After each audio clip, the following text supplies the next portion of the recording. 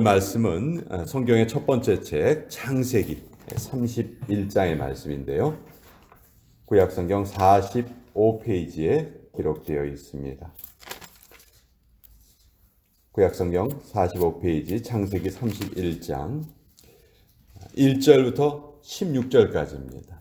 내용이 조금 길긴 하지만 아주 흥미로운 내용이기 때문에 우리 전체를 1절부터 16절까지를 다 같이 한번 읽도록 하겠습니다.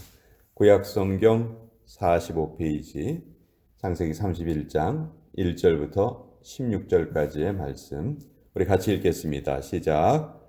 야곱이 라반의 아들들이 하는 말을 들은즉 야곱이 우리 아버지의 소유를 다 빼앗고 우리 아버지의 소유로 말미암아 이 모든 재물을 모았다 하는지라. 야곱이 라반의 안색을 본즉 자기에게 대하여 전과 같지 아니하더라. 여호와께서 야곱에게 이르시되 내 조상의 땅 내 족속에게로 돌아가라. 내가 너와 함께 있으리라 하신지라.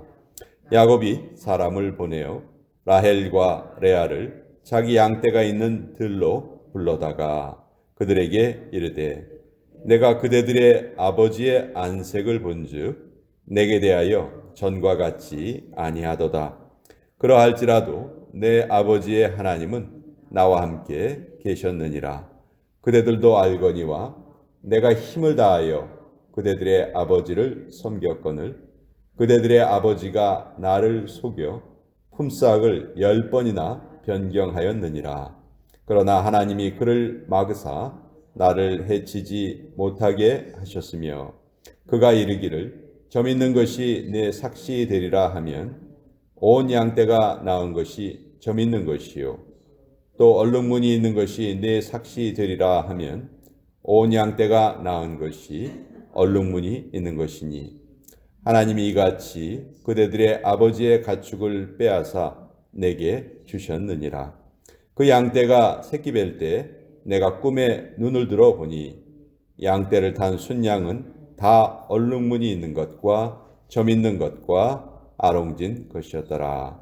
꿈에 하나님의 사자가 내게 말씀하시기를 야곱아 하기로 내가 대답하기를 여기 있나이다 하매 이르시되 내 눈을 들어보라. 양떼를 탄 순양은 다 얼룩무늬 있는 것, 점 있는 것과 아롱진 것이니라. 라반이 내게 행한 모든 것을 내가 보았노라. 나는 베델의 하나님이라. 내가 거기서 기둥에 기름을 붓고 거기서 내게 소원하였으니 지금 일어나 이곳을 떠나서 내 출생지로 돌아가라 하셨느니라. 라헬과 레아가 그에게 대답하여 이르되 우리가 우리 아버지 집에서 무슨 분깃이나 유산이 있으리요. 아버지가 우리를 팔고 우리의 돈을 다 먹어버렸으니 아버지가 우리를 외국인처럼 여기는 것이 아닌가.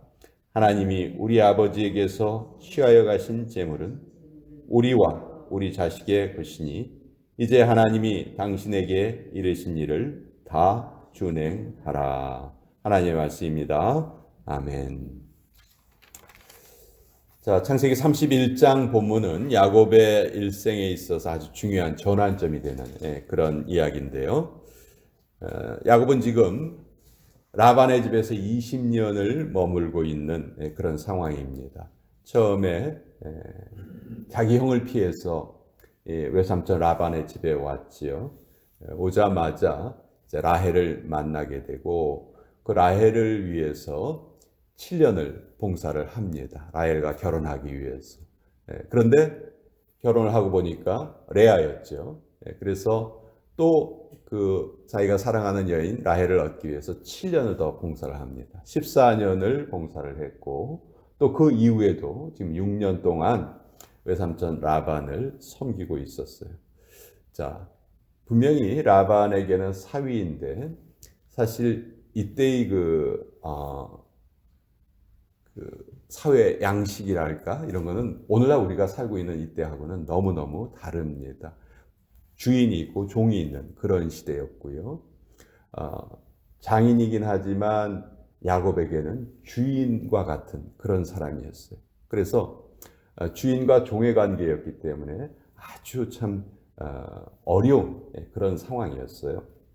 자, 이때 하나님께서 야곱에게 돌아가라 이렇게 말씀하세요. 3절에 보면 여호와께서 야곱에게 이르시되 내 조상의 땅 내 족속에게 돌아가라 이렇게 말씀하시는데 그 이전에 1절과 2절의 내용은 어떤 내용이냐 하면 야곱이 이제 꿈에 하나님의 계시를 받고 외삼촌의 재산과 자기의 재산 중에서 자기의 재산을 점점 늘려가는 그런 방법이 사실 창세기 30장에 나와 있는데요. 창세기 30장 뒷부분에 보면 아주 재미있는 그런 내용이 적혀 있죠. 보통 양과 그 염소는 얼룩무늬 점박이가 드뭅니다. 근데 야곱이 어떻게 제안을 하냐면 외삼촌의 그 가축들이 낳은 새끼 중에서 점 있는 것, 얼룩무늬가 있는 것, 그것만 제 소유로 주시고 나머지는 외삼촌이 가지십시오. 외삼촌 입장에서는 너무너무 좋았죠. 점 있는 것, 무늬 있는 것은 잘 태어나지 않으니까. 근데 야곱이 어떤 나무를 꺾어서 그 나무를 놓고 그 가축들을 키우니까 태어나는 새끼들마다 다 점 있는 것, 아롱진 것 이런 것들이 태어나게 된 거죠. 그래서 그것이 다 자기의 소유가 되는 거예요. 보통 때는 일어나지 않는 일들이 일어난 거예요. 이래서 점점 야곱의 소유가 많아졌습니다. 그랬더니 이제 야곱이 라반의 아들들은 사실 이 이전에는 등장하지 않다가 여기에 이제 등장을 하는데 라반에게 레아와 라헬 그 딸만 있는 것이 아니고 아들들도 있었던 것 같아요. 근데 그 아들들이 일단 자기들의 소유가 점점 적어지고 야곱의 소유는 많아지니까 이것에 대해서 시기를 합니다. 또 외삼촌 라반 역시 기분이 좋을 리가 없지요. 그러니까 2절에 보니까 라반의 안색을 본즉 자기에게 대하여 전과 같지 아니하더라. 사실 야곱만한 일꾼이 없었는데 전에는 막 좋은 말도 해주고 막 이랬는데 이제는 야곱의 재산이 점점 많아지니까 안색이 달라졌다. 상황이 바뀐 거죠. 자, 게다가 하나님께서 돌아가라 이렇게 말씀하시는 거예요. 자, 왜 하나님께서 이때 돌아가라고 하셨는가? 물론 그만한 이유가 있으니까 하나님이 돌아가라고 하신 것이죠.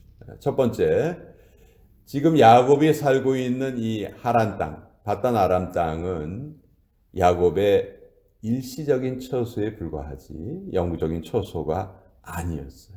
사실 야곱이 그러니까 야곱의 어머니 그 리브가가 그 자기 형제들 사이에 다툼이 일어나는 것을 막기 위해서 야곱에게 잠시 며칠만 내 형을 피해 있어라 그렇게 말하고 야곱을 보냈는데 그 며칠만 피해 있으라는 그 기간이 20년이나 지난 거죠. 그러니까 이 바단 아람 땅은 야곱이 계속해서 거할 땅이 아니었던 거예요. 그리고 결정적으로 이 바단 아람 땅은 하나님의 뜻이 펼쳐지는 무대가 아니었던 것이죠. 하나님의 섭리가 펼쳐질 땅은 가나안 땅이에요. 그렇죠? 바로 그 가나안 땅에서 하나님의 뜻이 펼쳐지게 되는데 그러려면 야곱이 다시 가나안 땅으로 돌아가야 하는 것이죠. 메시아의 조상은 바단 아람 땅에서 나오는 것이 아니고 가나안 땅에서 나오는 것이 하나님의 뜻이었기 때문에 다시 네가 있던 곳으로 가나안 땅으로 돌아가라. 바로 그 가나안 땅이 하나님께서 야곱의 조상이었던 아브라함을 갈대아 우르에서 이끌어내셔서 옮겨주신 땅이거든요. 그러니까 그 가나안 땅이 하나님의 뜻이 펼쳐질 땅이었던 것이죠. 자, 가나안 땅으로 돌아가라 하는 것은 영적으로 보면 우리 삶의 중심을 바꿔라 하는 그런 말과 같습니다. 우리 삶의 중심이 어디가 되어야 되는가? 바로 이 교회가 우리 삶의 중심이 되어야 한다. 우리 삶의 중심이 다른 데 있어서는 안 된다. 여러분들에게 교회가 어떤 의미가 있는지 잘 한번 생각해 보시기 바랍니다. 이 교회야말로 우리 삶의 중심이 되어야 돼요. 여러분들이 마음껏 예배드리고 마음껏 기도할 것이 반드시 있어야 돼요. 또 여러분들이 믿음의 교제를 나눌 그 귀한 성도들이 반드시 여러분에게 있어야 돼요. 우리에게 있어야 돼요. 교회가 삶의 변두리로 밀려나면 결국은 바다나람에 머물고 있는 야곱처럼 되는 거죠. 교회가 우리 삶의 중심이 되어야 한다. 신앙인들에게는 교회야말로 우리 삶의 중심이어야 한다 하는 것입니다. 자, 세 번째, 아까도 말씀드린 것처럼 야곱은 사위이기는 했지만 라반에게는 종이었어요. 그래서 마음대로 그 종이 거주지를 옮길 수가 없었습니다. 이때 야곱에게는 4명의 아내가 있었지요. 자식도 12명이나 있었어요. 그러나 당시의 그 관습법으로 보면 이것은 야곱의 소유가 아니고 라반의 소유였습니다. 그러니까 우리가 오늘 읽지는 않았는데 43절을 한번 보세요. 31장 43절. 당시의 그 사회적인 통념이 어떤가가 이 43절에 아주 잘 나타나 있는데요. 라반이 야곱에게 뭐라고 말하냐면 딸들은 내 딸이요, 자식들은 내 자식이요, 양떼는 다 내 양떼요, 내가 보는 것은 다 내 것이라. 내가 오늘 내 딸들과 그들이 낳은 자식들에게 무엇을 하겠느냐. 여기 보면 이게 당시에 그 종이 있는 사회의 통념이었어요. 개념이었어요. 그래서 나중에 이제 모세를 통해서 하나님께서 주신 율법에도 보면 만약 주인이 종에게 아내를 주었다. 그래서 둘이 결혼을 했다. 근데 나중에 종이 주인을 떠나겠다고 한다. 그러면 종 혼자만 떠나라. 결혼한 아내는 같이 떠나지 못한다. 이게 모세를 통해서 주신 율법이거든요. 그러니까 이런 그 당시의 그 관습이 있었던 것이죠. 그러니까 야곱은 지금 아무리 일을 해봤자 노예였던 거예요. 자기의 소유를 가질 수가 없었던 것이죠. 그래서 이런 상황 속에서 이제 하나님께서 야곱의 꿈속에 나타나셔서 그의 갈 길을 이끌어 주신 것이죠. 갈 바를 알지 못할 때 우리를 이끌어 주시는 분이 하나님이시다. 자, 그런데 오늘날은 꿈속에 하나님께서 딱 나타나셔서 이렇게 해라 저렇게 해라 이렇게 말씀을 해주시면 참 좋은데 오늘날은 이런 일이 별로 그렇게 많지 않아요. 전혀 없는 건 아니지만 자주 있는 일이 아니죠. 자, 그러면 오늘날 우리는 하나님의 뜻을 어떻게 확신할 수 있는가? 어떻게 분별할 수 있는가? 우리에게 정말 중요한 문제예요. 우리가 어떤 결정을 내려야 할 때 그것이 하나님의 뜻인지 아닌지를 어떻게 알아야 하나? 하나님께서 우리에게 허락해 주시는 방법이 몇 가지가 있는데 첫째는 상황입니다. 상황. 우리에게 어떤 상황을 하나님께서 허락하세요. 그 상황이 우리를 어떤 길로 요구하고 있어요. 창세기에 보면 이 야곱이 처한 상황이 야곱을 어떻게 보면 밀어내고 있다는 것을 우리가 느끼게 돼요. 야곱이 좀 재산이 많아지니까 그 외삼촌과 그의 아들들의 안색이 변했다. 결국은 더 이상 같이 있기가 좀 어려운 상황이라는 것이죠. 상황이 야곱을 좀 밀어내고 있습니다. 이런 상황에서 야곱이 이들과 싸워서 이겨야 하는가? 그들을 굴복시켜야 하는가? 그런데 사실 따지고 보면 장인이고 처남들이잖아요. 그렇죠? 싸워야 될 상대가 있는데 가족들하고 싸운다? 이거는 결코 할 수 있는 일이 아니죠. 그러니까 결국 그들은 싸워야 할 대상이 아니었다는 거예요. 그러니까 이들의 상황이, 야곱이 처한 상황은 그들과 싸울 수도 없고 결국은 야곱이 떠날 수밖에 없는 상황이었다. 두 번째는 가장 중요한 것이 하나님의 말씀이죠. 하나님께서 직접 말씀을 해주셨기 때문에 그것을 통해서 우리가 알 수가 있어요. 13절에 보면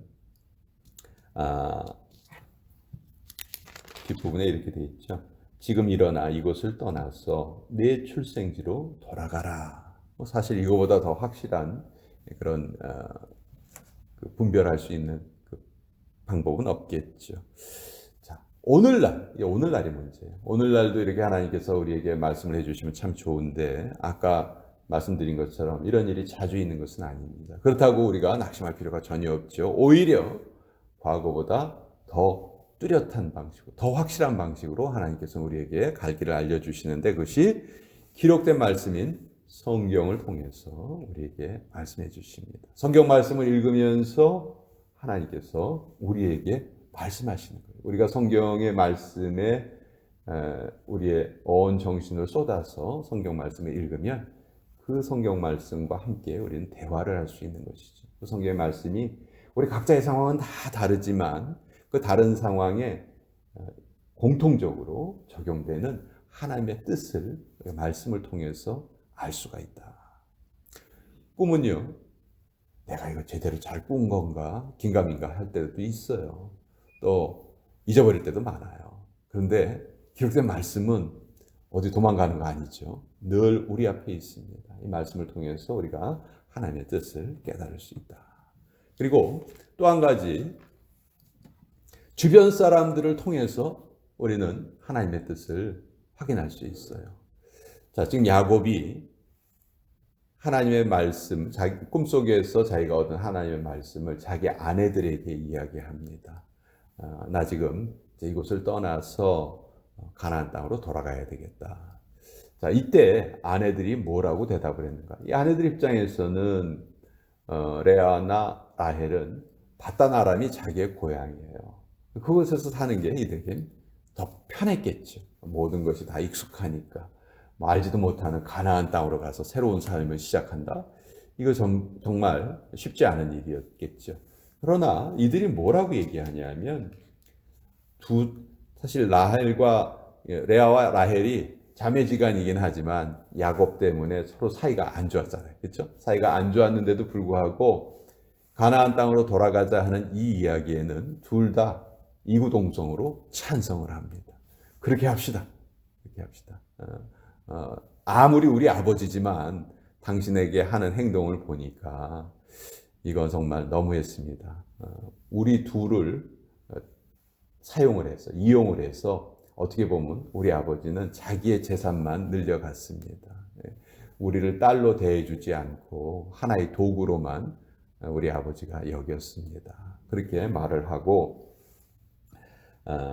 그래서 16절에 보면 하나님이 우리 아버지에게서 취하여 가신 재물은 우리와 우리 자식의 것이니 이제 하나님이 당신에게 이르신 일을 다 준행하라.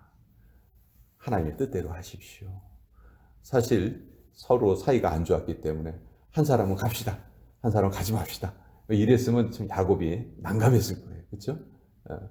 또 둘 다 가지 맙시다 했어도 또 야곱이 어려웠을 거예요. 근데 하나님의 뜻을 주변 사람을 통해서 야곱이 다시 한번 확인을 하게 됩니다. 우리도요, 하나님의 뜻이 확실하지 않을 때, 물론 우리가 개인적인 기도를 해야 되겠죠. 또 개인적인 기도를 해야 되지만, 그래도 참 힘들고 어려울 때, 잘 모를 때에는 기도를 많이 하는 주변 사람들에게 여쭤보시는 게 좋습니다. 정말 믿을 만한 사람, 정말 신뢰할 수 있는 사람, 그 사람에게 내 상황을 이야기를 하고 또 그들을 통해서 또 하나님의 뜻을 알 수도 있어요. 그들도 또 나를 위해서 열심히 기도를 해주겠죠. 그러니까 이런 것들이 아우러져서 우리가 하나님의 뜻을 확인할 수 있다. 첫째는 상황의 요구다. 그리고 두 번째는 하나님의 말씀을 통해서 하나님 우리에게 오늘도 말씀하고 계시고 가까운 가족들 또 우리 성도들 이런 분들의 인정 이런 것을 통해서 이 세 가지가 우리의 길을 이끌어 가실 때 그러한 길이라면 이 길은 하나님께서 이끄시는 길이구나 우리가 그것을 확신을 하고 따라갈 수 있다는 것이죠. 아까도 말씀드렸지만 바다나람을 떠나서 가나안 땅으로 돌아가라 하는 것은 우리 삶의 중심을 늘 교회에 두고 살아라.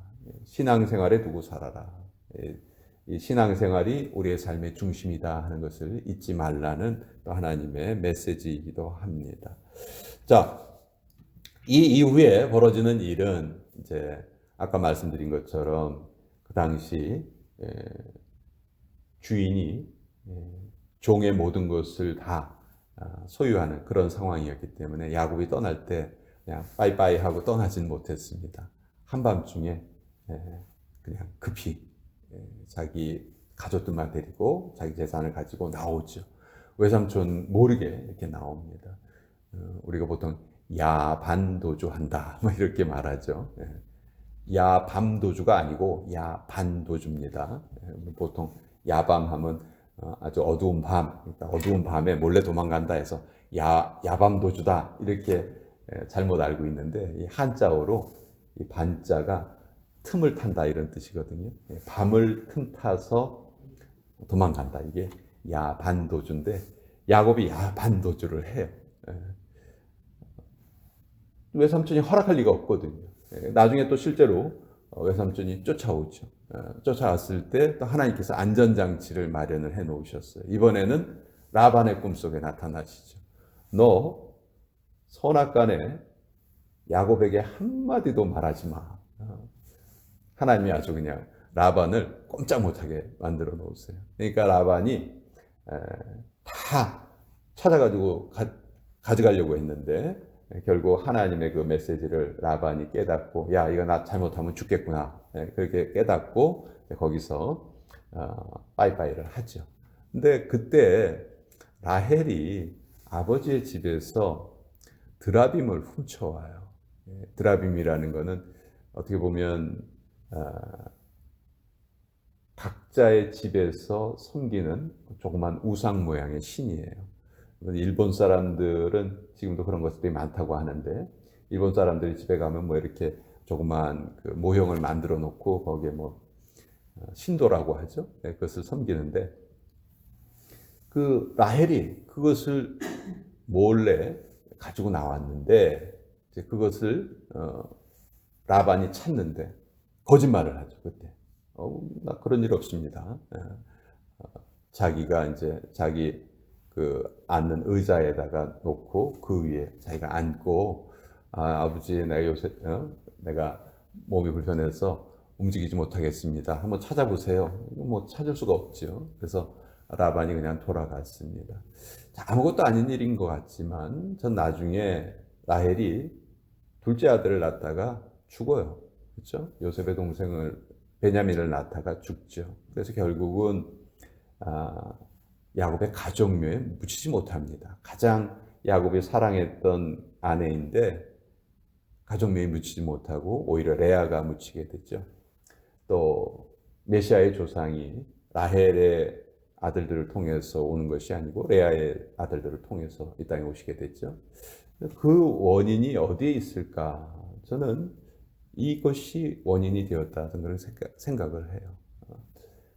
아버지에게 거짓말을 하고 해서는 안 될 일을 하였고, 또 하나님을 믿는다고 말을 하면서도 그 드라빔을 가지고 와서 그 드라빔을 의지하려는 그런 마음이 있었던 것이죠. 우리들도 마찬가지입니다. 하나님을 의지한다고 말을 하면서 하나님보다 더 소중하게 여기는 것이 있다든지 하면 결국 그것이 하나님께 기쁨을 드리지 못한다 하는 것을 또 우리가 알 수가 있어요. 그래서 오늘 창세기 31장의 내용은 아주 절수도 많고 내용이 깁니다. 너무 또 재미있기도 해요. 성경에 나오는 이런 이야기들은 아주 간단해 보이기는 하지만 깊이 생각하고 묵상할수록 우리에게 또 많은 그런 영감을 주시는 그런 내용입니다. 오늘은 하나님의 뜻을 구체적으로 어떻게 알 수가 있을까? 첫 번째는 하나님이 우리에게 허락하시는 상황을 잘 살펴봐야 한다. 또 그 상황에 맞는 하나님의 말씀이 성경 가운데 분명히 있는데 그 말씀을 또 깊이 잘 묵상하고 깨달아 본다.